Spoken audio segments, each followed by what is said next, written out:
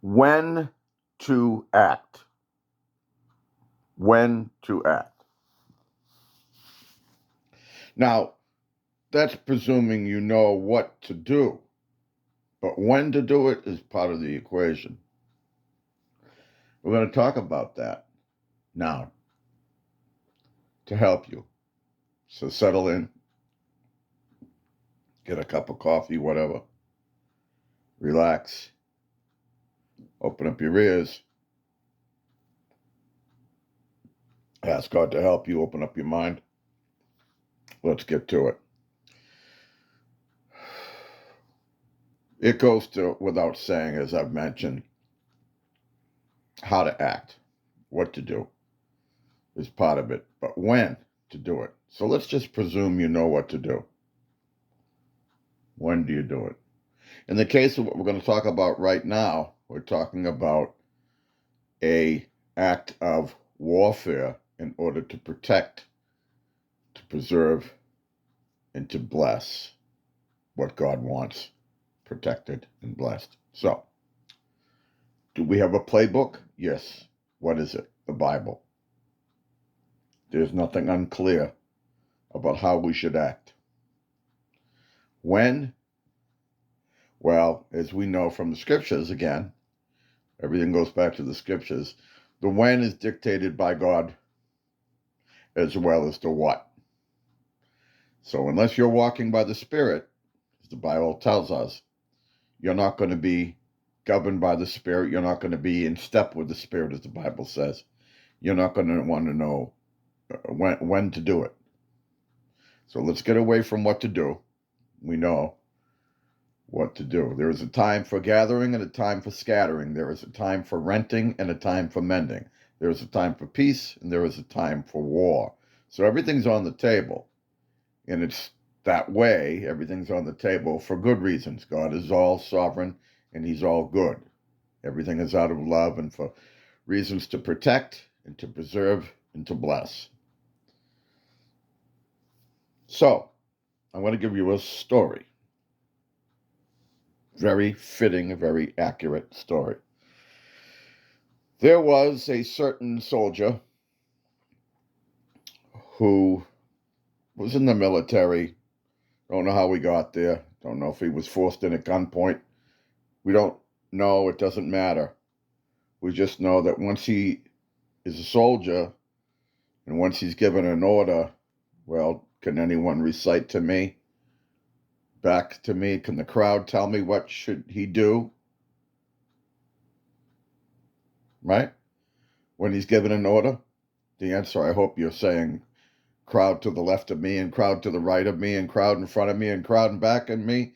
We know that the answer is he should follow the orders of the commander. So we have a certain man. Will he follow the orders? Hang in there, I'll tell you the story. And then we have how he acts, by the way. Pay attention to how he acts. That'll tell you what kind of soldier he is and what kind of heart he has, whose team he's on. So then we have the commander, right? We don't know how he got there, but we do know one thing. He is the commander. And because he's the commander, he has to be obeyed when he gives an order. Now, we're going to presume, just for the sake of the story, that these people are on the right team. They're on the same team, the team of good. Okay? Now, in this scenario, we have their hometown. They're defending their hometown where their families reside.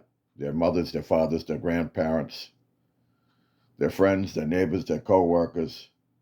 We have an enemy that's coming through and they're slicing the throats of everyone in their village, in their town, in their city, in their state. They're taking over. They are killing, and they are killing. The innocent, the guilty, they're just killing everything, the enemy. And so the commander says to this soldier, he says, "Soldier, do you know the enemy?" And the soldier says, "Oh, I've heard of them. I think I know them a little bit. What do you mean?" He says, well, they're killing. They kill indiscriminately without mercy. The innocent and the guilty, they just kill. Yeah, he says, the soldier says, I kind of heard that. And the commander says, why are you here? He says, well, where is here? The soldier says. He says, well, you're in the army now. You're under my command. And he says, well, I'm not too sure about that. What do you mean? He says to the soldier. The soldier says, well, I don't know if this is an army after all. You say that. And, you're not a commander. I don't see any signs of you being a commander. Now, bear in mind, it's my story, and I've told you that this guy is the soldier's commander, and he is the soldier. Whether or not he still accepts it, embraces it, cares about it, believes it, makes no difference. I'm the storyteller.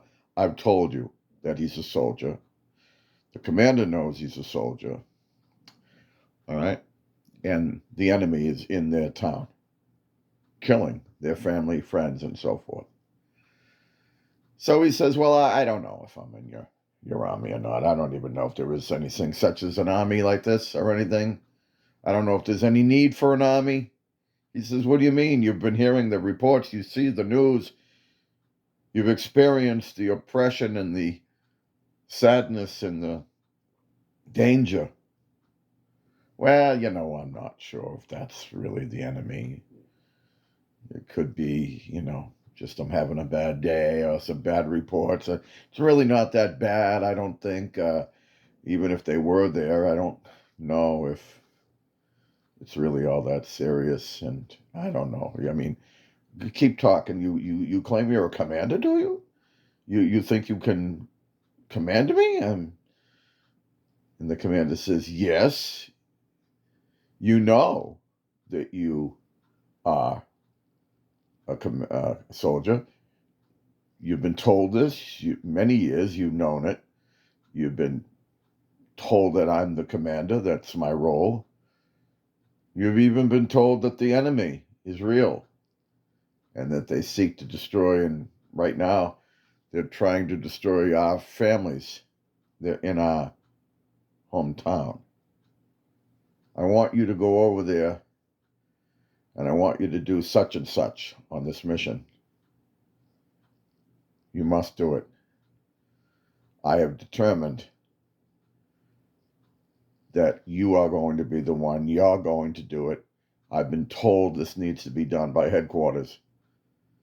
And I'm the one that speaks to headquarters. I'm the one with the role that speaks to them on the radio. And I'm telling you that you have to trust me. I've spoken to them on the radio, and you are to go do this thing I'm telling you to do. And it will result in the enemy being defeated, and our families will be saved. And the soldier looks at him and is just very confused and just very incredulous. And he's got a smug look on his face. And he's like, who are you again? Who do you think you are again? He says, well, I told you who I am. I'm not going to repeat myself. You know who I am. I've been this way, and I've been in this position all your life.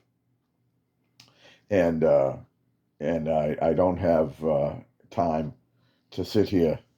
The enemy is, you need to go do your orders. You need to follow your orders. Our families' lives lay on the line. Our whole civilization, our town, everything. Your own soul is at stake unless you follow through with these orders and protect and preserve our families, our neighborhood, our businesses from this evil enemy that is seeking to and killing off our families. Now get out there and do what I told you to do. I am your commander. And he's, I don't feel comfortable with that, says the soldier.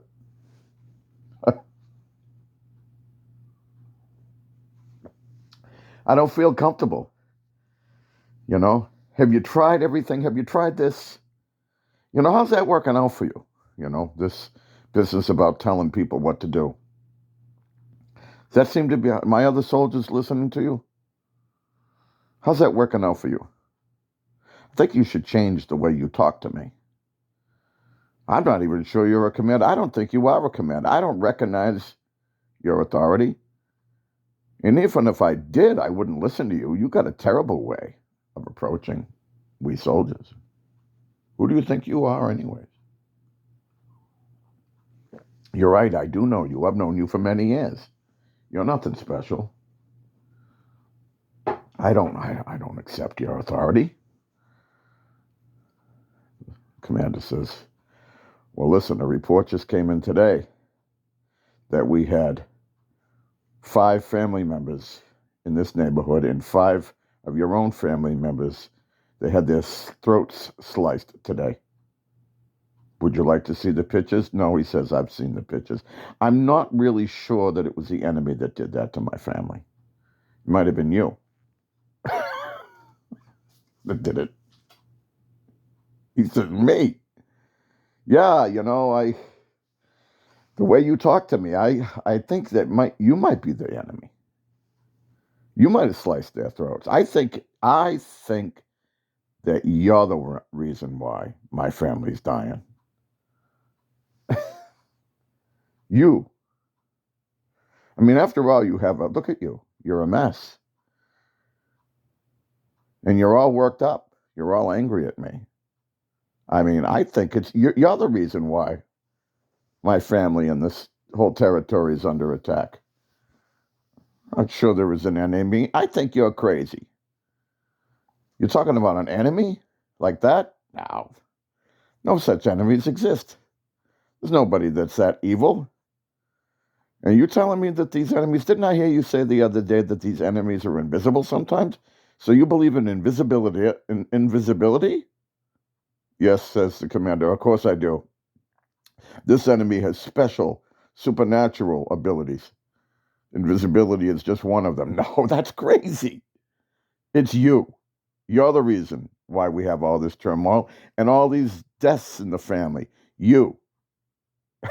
I'm not following your orders. I don't recognize you. Who are you to give orders? You getting the message here, folks? Do I have to keep going? No, for those of you who have ears to hear. Jesus told stories similar to this. And here's how he ended all the stories. They called them parables. He said, surely I tell you, he would say something exactly like this. Surely I tell you, it will go better for Sodom and Gomorrah. It'll go better for Sodom and Gomorrah with God, with the top headquarters, on the day of judgment than it will for this soldier. Sodom and Gomorrah will fare better with God than this wicked, stubborn, clueless, insolent, defiant, hate-filled, mocking and scoffing soldier.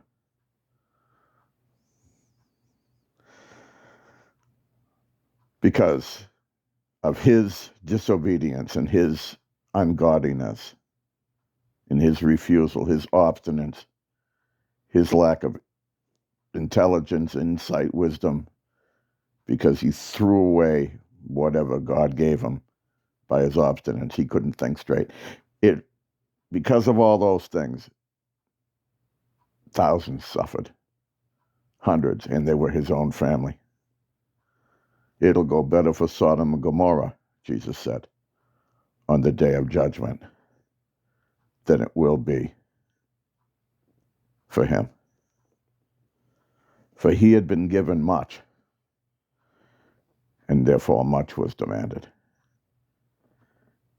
He was not the commander. He was a soldier.